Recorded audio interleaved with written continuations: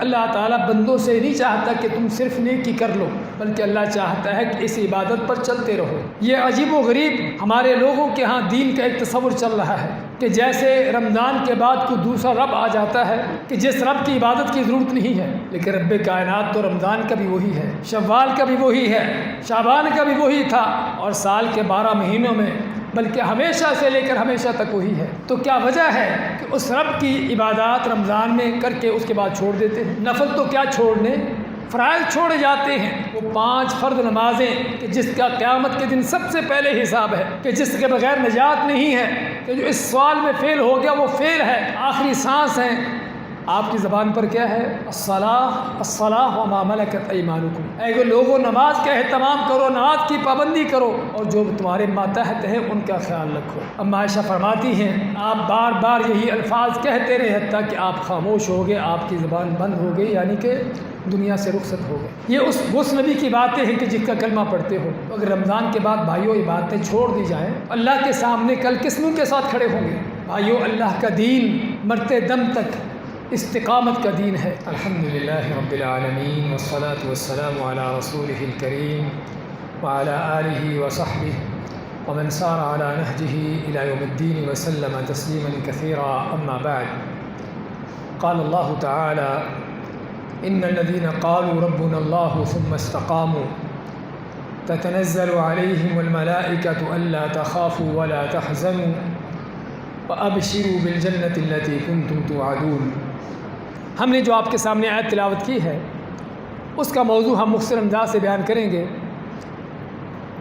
کہ اللہ تعالیٰ کا فرمان ہے کہ وہ لوگ جنہوں نے کہا کہ ہمارا رب اللہ ہے، پھر اس پر قائم ہو گئے، اس پر جم گئے، اس پر ڈٹ گئے، اور مرتے دم تک اس پر جمے رہے، چلتے رہے، ڈٹے رہے،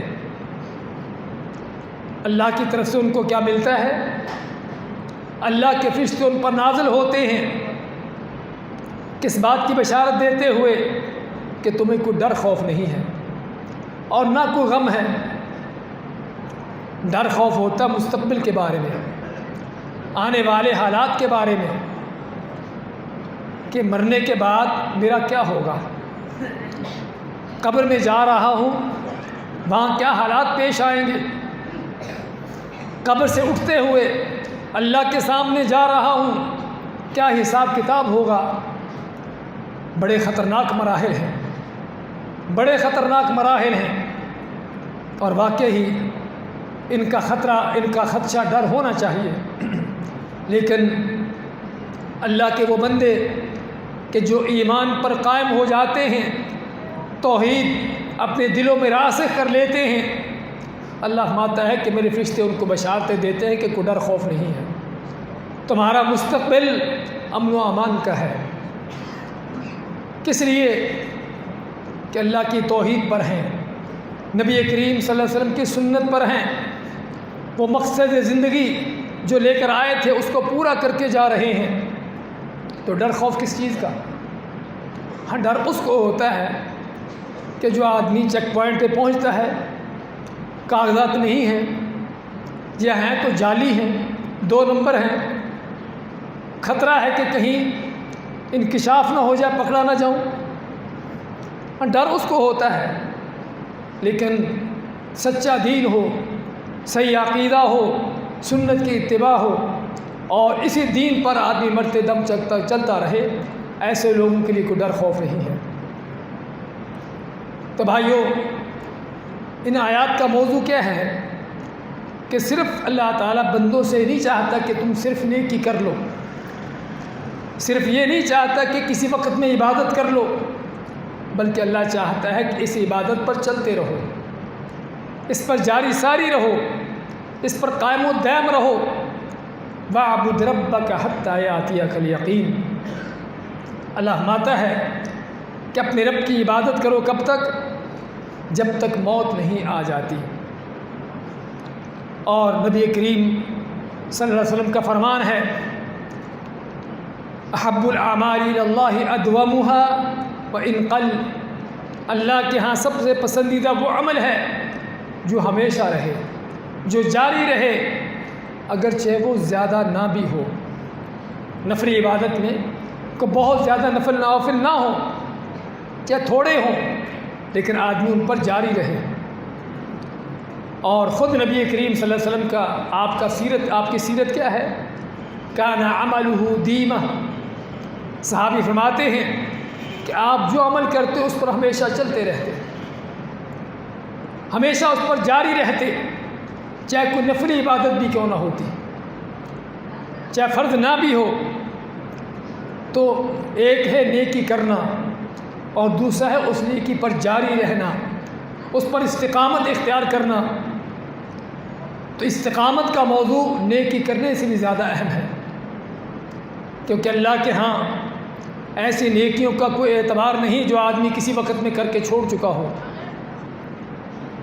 اللہ تعالیٰ فرماتا ہے ایسے ہی لوگوں کے بارے میں کہ جن کو موت آتی ہے اس حالت میں کہ دین سے پھرے ہوتے ہیں، مرتد ہوتے ہیں، اللہ تعالیٰ ان کے اعمال کو برباد کر دیتا ہے۔ اور یہ موضوع آج خود اپنے آپ کو یاد دلانے کی اور آپ بھائیوں کے سامنے پیش کرنے کی ضرورت کیا ہے کہ ہم دیکھتے ہیں کہ اللہ کی فضل، اس کی توفیق سے اس مبارک مقدس مہینے میں بہت سے لوگ اللہ کے دین کی طرف مائل ہوتے ہیں۔ نمازوں کی پابندی ہے، قرآن کریم کی تلاوت ہے، راتوں کو تراویح کا اہتمام ہے، دن میں روزے ہیں، طرح طرح کی عبادات ہیں۔ اور لیکن رمضان گزرنے کے ساتھ ہی ہم دیکھتے ہیں کہ یکسر ماحول بدل جاتا ہے۔ ہم کچھ وہ بھی لوگ ہیں جو شاید آپ کو رمضان کے شروع میں نظر آئے ہوں، اس کے بعد وہ بھی غائب ہو گئے ہوں، اور کچھ وہ ہیں کہ جو شاید رمضان کے آخر تک چلے اس کے بعد غائب ہو جائے۔ یہ عجیب و غریب ہمارے لوگوں کے ہاں دین کا ایک تصور چل رہا ہے کہ جیسے رمضان کے بعد کوئی دوسرا رب آ جاتا ہے کہ جس رب کی عبادت کی ضرورت نہیں ہے۔ ہمارے ہاں کیا ہوتا ہے کہ کوئی آفیسر آ جائے اور پتہ ہے کہ اس آفیسر کا مزاج بڑا سخت ہے، ڈیوٹی پوری لیتا ہے، کام بڑی باریکی سے کرواتا ہے، تو لوگ کیا ہوتے ہیں ٹائٹ ہو جاتے ہیں، ٹائم پہ آئے، ٹائم پہ گئے، کام پورا کیا۔ اور جب آفیسر بدل جاتا ہے، کوئی ٹھنڈے مزاج کا، کوئی ڈھیلا ڈالا آ گیا، اب مشکل نہیں ہے، جب مرضی جاؤ، جب مرضی آؤ، کام کرو نہ کرو۔ بھئی آفیسروں کے ساتھ تو یہ مزاج بدلتے ہیں کیونکہ آفیسر بدل جاتے ہیں، لیکن رب کائنات تو رمضان کا بھی وہی ہے، شوال کا بھی وہی ہے، شعبان کا بھی وہی تھا، اور سال کے 12 مہینوں میں بلکہ ہمیشہ سے لے کر ہمیشہ تک وہی ہے۔ تو کیا وجہ ہے کہ اس رب کی عبادات رمضان میں کر کے اس کے بعد چھوڑ دیتے ہیں؟ عبادات میں فرائض چھوڑنا تو بہت بڑی بات صحیح حدیث میں ہے، نبی کریم صلی اللہ علیہ وسلم عبداللہ بن عمر کو فرماتے ہیں لا تکن مثل فلان، کہ فلاں شخص کی طرح نہ ہو جانا، کان یقوم اللیل ثم ترک قیام اللیل، کہ رات کو تہجد پڑھتا تھا پھر اس نے تہجد پڑھنا چھوڑ دی۔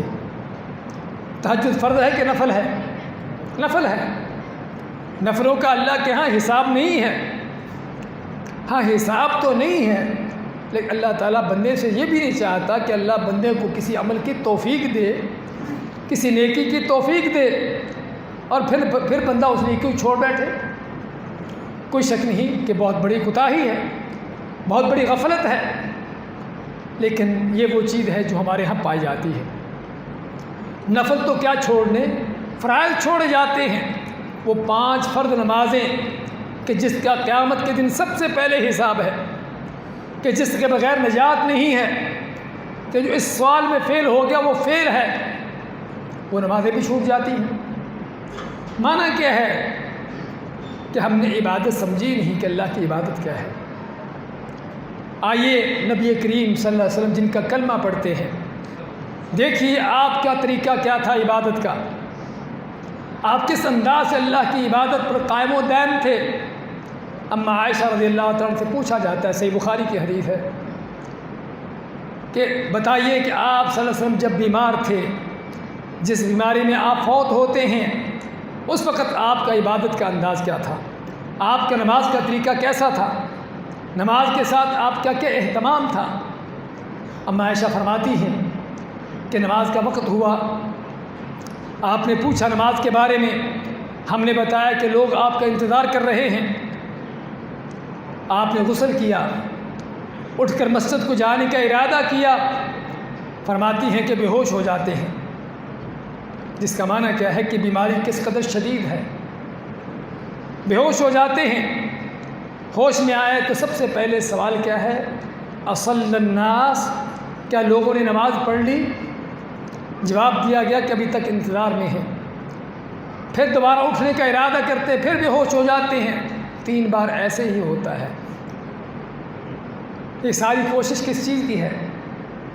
کہ تاکہ جماعت کے ساتھ، لوگوں کے ساتھ مل کے نماز پڑھ لی جائے۔ اس شدید بیماری کی حالت میں بھی جب دیکھا کہ ہمت نہیں ہے، جانے کی طاقت نہیں ہے، اس کے بعد فرماتے ہیں کہ مروا ابا بکر فلیصلی بالناس، کہ ابو بکر کو کہہ دو کہ لوگوں کو جماعت کروا دے۔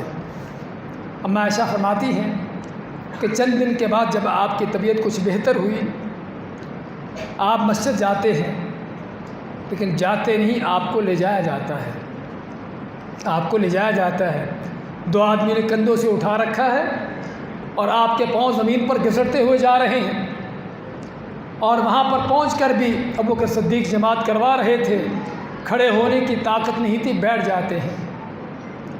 یہ ہے نبی کریم صلی اللہ علیہ وسلم، جن کا کوئی گناہ ہی نہیں تھا، کہ جن سے اونچا کسی مخلوق کا مرتبہ مقام نہیں ہے۔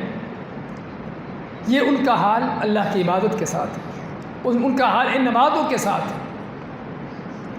اور جس دعوت کو دے کر بھیجا گیا تھا آپ کو، وہ دعوت آخری لمحات جاری ہے، آخری لمحات میں آخری سانس ہے۔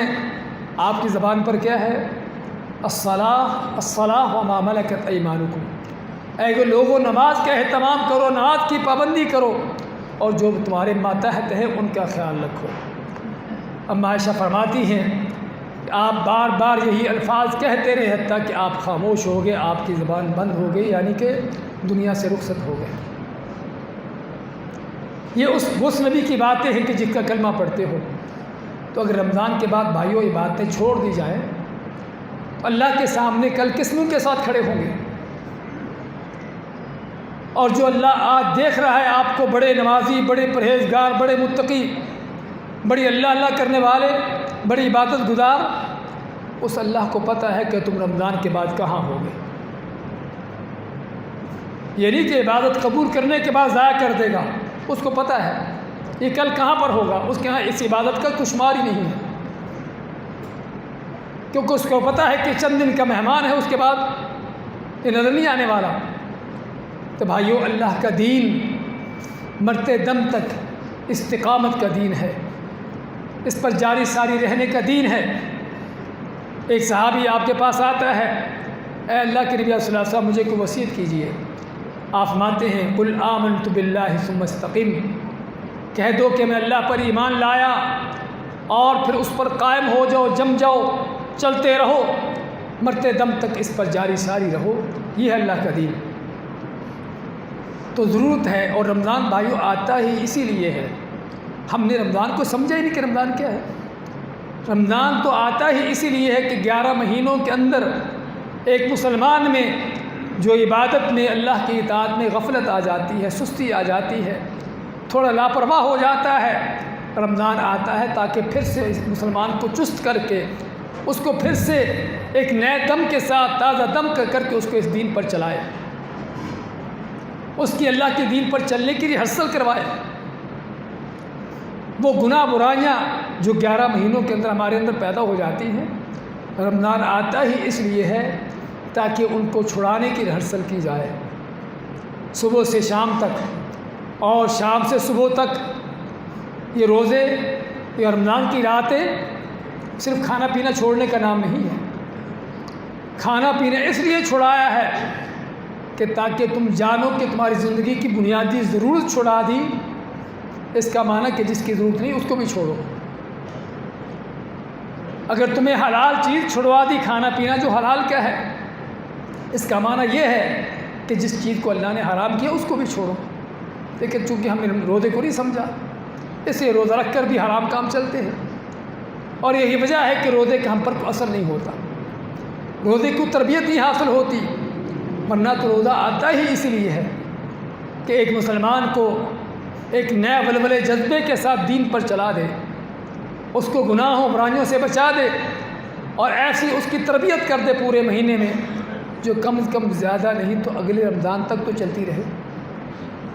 لیکن ہماری تربیت یہ عید کے دن ہی ختم ہو جاتی ہے، عید کے دن سے ہی نمازیں، قرآن، ہر چیز بند ہو گئی، چھوٹ گئی۔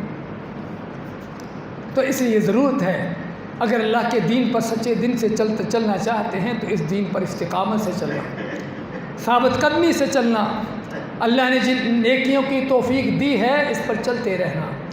بھائیو، یہ تراویح جو آپ کو رات کو پڑھتے ہو نا ابھی تھوڑی دیر بعد، یہ صرف رمضان کا عمل نہیں ہے۔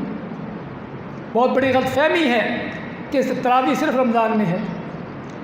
اب عائشہ کیا فرماتی ہیں صحیح بخاری کی حدیث میں کہ آپ صلی اللہ علیہ وسلم رمضان ہوتا یا رمضان کے علاوہ کو اور مہینہ ہوتا ہمیشہ ہی 11 رکعت پڑھتے تھے۔ اس کا معنی کیا ہوا؟ جس کو ہم تراویح کہتے ہیں یہی آپ کی تہجد کی نماز ہے جو آپ کا سال بھر کا عمل ہے۔ ہر روزے کوئی شک نہیں کہ رمضان ہی کے فرض ہے، لیکن کیا آپ صرف رمضان کے روزے رکھتے تھے؟ آپ کی سیرت اٹھا کر دیکھیے، سال بھر کے روزے، ہر مہینے میں 3 دن کے روزے، ہر ہفتے میں پیر جمعرات کا روزہ، پھر کبھی روزے رکھنے کو دل چاہتا تو روزے رکھتے ہی چلے جاتے، کئی دن کے روزے رکھتے چلے جاتے۔ محرم کے روزوں کی فضیلت، شعبان کے روزوں کی فضیلت، اس طرح مختلف۔ کہنے کا مقصد آپ کے روزوں کا بھی سلسلہ سال بھر چلتا رہتا ہے۔ اور قرآن کوئی شک نہیں کہ رمضان کے ساتھ اس کا خاص تعلق ہے کہ اس میں نازل ہوا کہ لیکن جس قرآن کو اللہ نے ہماری ہدایت کے لیے نازل کیا ہے، کیا وہ صرف ہدایت رمضان میں حاصل ہونی ہے؟ کیا اس ہدایت کی ضرورت صرف رمضان میں ہے؟ اس ہدایت کی ضرورت ہمیں ہر صبح و شام میں ہے، ہر لمحے میں ہے، پورے سال پوری زندگی میں ہے۔ ہر قدم پر قرآن سے ضرورت ہے کہ اس سے رہنمائی دی جائے، لیکن رہنمائی بھی کیسے حاصل ہوگی؟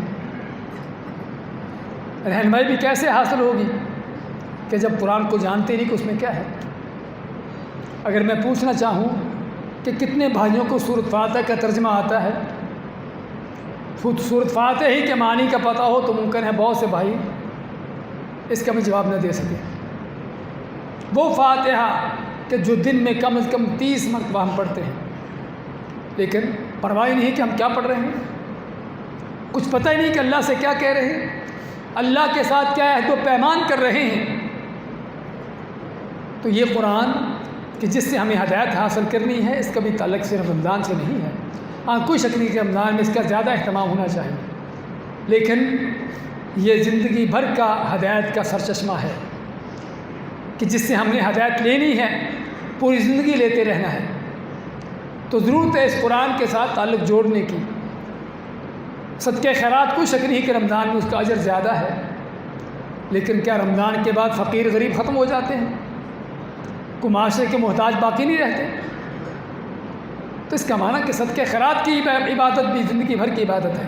تو میرے کہنے کا مقصد بھائیو یہ ہے کہ رمضان آتا ہے ہمیں ان عبادتوں پر حاصل کروانے کے لیے۔ رمضان ہے مسلمان کا وہ ریفریشر کورس کہ جس سے اس کی نیکی عبادت پر، اللہ کی اطاعت پر اس کی تربیت ہوتی ہے۔ آپ کسی کمپنی میں کام کرتے ہیں، کسی فیکٹری میں، کوئی ٹیکنیکل کام ہے آپ کا، تو کوئی نئی ٹیکنالوجی آئی، آپ کو کیا کرتی ہے کمپنی کہ آپ کو ریفریشر کورس کرواتی ہے۔ کس لیے؟ کہ تاکہ آپ کی آؤٹ پٹ بہتر ہو جائے اور زیادہ آپ بہتر انداز سے کارکردگی اپنی دکھا سکو۔ ایک آدمی کورس بھی کرتا ہے لیکن پھر بھی وہیں کا وہیں، بلکہ ملک اس سے بھی پیچھے، تو کیا کہا جاتا ہے؟ آدمی بیکار ہے، اس پر اتنا خرچہ کیا، کورس کروایا، کچھ فائدہ نہیں ہوا۔ اگر بندے ایک دوسرے کو اس انداز سے دیکھتے ہیں تو رب کائنات نہیں دیکھتا کہ میرے بندوں پر روزے کیا کیا اثر ہے، میرے بندوں پر نمازوں کا کیا اثر ہے؟ اور بھائیو آخری بات صرف استقامت کی نہیں ہے، بات صرف اور صرف ان اطاعت پر چلنے کی نہیں ہے، بلکہ حتیٰ کہ ان عبادتوں کے قبول ہونے کی بھی۔ اگر آپ نیکی کر کے چھوڑ دیتے ہیں، اس بات کی واضح کھلی دلیل ہے کہ آپ کی نیکی وہ نیکی نہیں تھی، بلکہ عبادت نہیں بلکہ عادت تھی۔ اور افسوس کی بات ہے، آج ہماری بہت سی عبادات یا عادتیں ہیں، رمضان آ گیا، عادت پڑی ہے کہ سحری کریں گے، شام کو افطاری کریں گے، دن کو کچھ کھانا پینا نہیں، روزہ رکھنے کی عادت پوری کر رہے ہیں، اذان ہو گئی، عادت پڑی ہے مسجد میں آنے کی، عادت پڑی نماز پڑھنے کی۔ روزے کا مقصد کیا ہے؟ نماز کیا ہم کو سکھاتی ہے؟ کچھ اس کے پیچھے نہ کوئی مقصد سامنے ہوتا ہے، نہ کوئی غرض و غایت ہوتی ہے، اور یہی وجہ ہے کہ ان عبادتوں کا ہم پر اثر نہیں ہے۔ تو بات کرنے لگے تھے کہ جب تک نیکی کرنے کے بعد آدمی اس نیکی پر چلے نہیں اور مزید بہتر نہ ہو جائے، اس وقت تک نیکی بھی قبول نہیں ہوتی۔ اگرچہ قبولیت کا معاملہ اللہ کے ہاں ہے، غیبی چیز ہے، کس کا قبول ہوا کس کا نہیں ہوا اللہ کو علم ہے، لیکن اللہ نے ہم کو کچھ نشانیاں دی ہیں۔ اللہ کیا فرماتا ہے؟ انما یتقبل اللہ من المتقین، اللہ تو صرف متقی لوگوں سے ہی، نیک لوگوں سے ہی قبول کرتا ہے۔ عبداللہ بن عمر فاروق کے بیٹے، صحابی رسول ہیں، جلیل القدر صحابی ہیں، 72 سال کی عمر اسلام میں گزاری، 72 سال کی عمر اسلام میں اسلام کی خاطر قربانیاں دیتے ہوئے اللہ کی عبادات میں گزاری، فوت ہو رہے ہیں تو فکر مند ہیں کہ اللہ کے پاس جا رہا ہوں، میرا عمل پتہ نہیں قبول ہوا نہیں ہوا۔ ان کا بیٹے جن کا نام سالم ہے، مدینہ کے بڑے علماء میں سے ہیں، فرماتے ہیں ابا جان آپ کیوں فکر مند ہو؟ آپ صحابی رسول ہو، آپ نے جہاد کیا، آپ نے یہ کیا وہ کیا، ان کے جو عظیم کارنامے تھے ان کو گنوانے لگے۔ تو عبداللہ بن عمر فرماتے ہیں کہ بیٹا مجھے اگر پتہ چل جائے کہ اللہ نے میرا ایک سجدہ بھی قبول کر لیا ہے تو مجھے فکر نہ ہو۔ کس لیے کہ اللہ فرماتا ہے انما یتقبل اللہ من المتقین، کہ اللہ تو متقیوں سے قبول کرتا ہے۔ معنی کیا ہے کہ آدمی نیکی کر کے واقعی متقی بن گیا، نیکی کا اس کے اوپر اثر پیدا ہو گیا اور واقعی نیکی کے رستے پر چل پڑا، اس بات کی دلیل ہے کہ اس کی نیکی قبول ہو گئی۔ لیکن نیکی کرنے کے بعد پھر اس کو چھوڑ دیا، پھر پرانی ڈگر پر آ گئے، اس بات کی دلیل ہے کہ اللہ کے ہاں یہ نیکی نہیں تھی، یہ صرف ایک عادت تھی، اس نے پوری کر کے ختم کر دی، اللہ کے ہاں اس کا کوئی اعتبار نہیں ہے۔ تو بھائیو بات صرف اللہ کی اطاعت پر جاری ساری رہنے کی نہیں ہے، حتیٰ کہ ان اطاعتوں کو اللہ سے قبول کروانے کے لیے بھی ضروری ہے ان پر جاری رہنا۔ تو اس لیے استقامت کا یہ موضوع بہت اہم موضوع ہے، جسے ہمیں سمجھنے کی اور جاننے کی ضرورت ہے، اور پتہ ہونا چاہیے کہ اس کے بغیر بھائیوں عبادات کا کچھ اعتبار نہیں، کوئی فائدہ نہیں۔ تو ضرورت ہے اللہ سے استقامت کی دعا بھی کرنے کی، ربنا لا تزغ قلوبنا بعد اذ ہدیتنا، اے رب ہمارے کہ اس کے بعد جب تو نے ہمیں ہدایت دے دی تو اب ہمارے دلوں کو ٹیڑھا کر دینا۔ نبی کریم صلی اللہ علیہ وسلم خود آپ کو خطرہ تھا کہ کہیں دل پھر نہ جائے۔ اما عائشہ فرماتی ہیں کہ میں کتنی ہی بار آپ کو سجدوں میں دعا پڑھتے ہوئے سنتی، اللہم یا مقلب القلوب ثبت قلبی علی دینک، اے دلوں کو پلٹ دینے والے میرے دل کو اپنے دین پر ثابت رکھ، قائم رکھ۔ میں عائشہ پوچھتی ہیں آپ سے کہ میں آپ سے اکثر یہ دعا سنتی ہوں، کیا ہے؟ آپ مانتے ہیں کہ بندوں کے دل اللہ کی رحمان کی انگلیوں کے درمیان ہیں، ان کو جیسے چاہے پلٹتا رہتا ہے، تو مجھے خطرہ ہے کہ کہیں میرا دل پلٹ نہ جائے۔ جہانوں کے امام کو، نبیوں کے سردار کو خطرہ ہے کہ کہیں دل پلٹ نہ جائے، اور ہم میں سے کوئی چند نمازیں پڑھ لیتا ہے، 4 دن کے روزے رکھ لیتا ہے، تو دین کا ایسا ٹھیکیدار بن جاتا ہے کہ بس اب جنت تو میرے لیے ہے۔ ہاں یہ وہ غرور، وہ تکبر جو عملوں کو برباد کرنے والا ہے۔ تو ضرورت ہے اللہ کی طرف لوٹنے کی، اللہ سے دعائیں بھی کرنے کی، اور استقامت کے جو اسباب ہیں ان کو بھی لینے کی، کہ کس طرح ہم اللہ کے دین پر جاری ساری رہ سکتے ہیں۔ اس کے لیے اللہ کا قرآن ہے، اس سے تعلق جوڑیے، نبی کریم صلی اللہ علیہ وسلم کی سنت ہے، اس کو سیکھیے سمجھیے، تاکہ ایمان تازہ ہوتا رہے، تاکہ ایمان بڑھتا رہے، تاکہ مزید اللہ کی طرف سے اس ایمان کو بڑھانے ثابت کرنے کے لیے آپ کو غذا ملتی رہے۔ ایسے نیک لوگوں کے ساتھ تعلق رکھیں کہ جو آپ کو نیکی کی طرف راغب کریں۔ اگر دل میں یا زبان پر کوئی برائی کی بات آ جائے تو آپ کو روکنے والے ہوں۔ کسی کی چغلی غیبت کرنے بیٹھے تو آپ کو نہیں بھائی ایسی بات نہیں کرنا، آپ کو کوئی غلط کام کرتے دیکھیں آپ کا ہاتھ پکڑیں، بھئی یہ کام غلط ہے۔ ایسے لوگوں سے تعلق رکھیں، نہ کہ وہ محفل مجلسیں کہ کسی کی چغلی غیبت کی، کسی کو طعن و تشنیع کی، آگے سے کہکا لگا اور حوصلہ افزائی ہو گئی، یہ آپ کے دشمن ہیں، آپ کے دوست نہیں ہیں۔ تو دوستوں کو ڈھونڈیے کہ جو دوست آپ کو جنتوں کو لے جانے والے ہوں۔ تو بھائیوں، ضرورت ہے اللہ کے دین پر ثابت قدمی کی، اللہ کے دین پر استقامت کی، تاکہ کی ہوئی نیکیاں بھی قبول ہو جائیں اور مستقبل میں ان نیکیوں کی اللہ توفیق دیتا رہے۔ اللہ سے دعا ہے اللہ تعالی ہمیں اپنے دین پر استقامت عطا فرمائے، ثابت قدمی سے اس دین پر چلنے کی توفیق دے، مرتے دم تک اللہ تعالی ہمیں اس دین پر قائم و دائم رکھے، موت آئے تو توحید و سنت پر آئے، قیامت کے دن اللہ کے ہاں پیش ہوں تو اسی ایمان و توحید کے ساتھ پیش ہوں۔ بارک اللہ فیکم، جزاکم اللہ خیر، وصلی اللہ وسلم علی نبینا محمد۔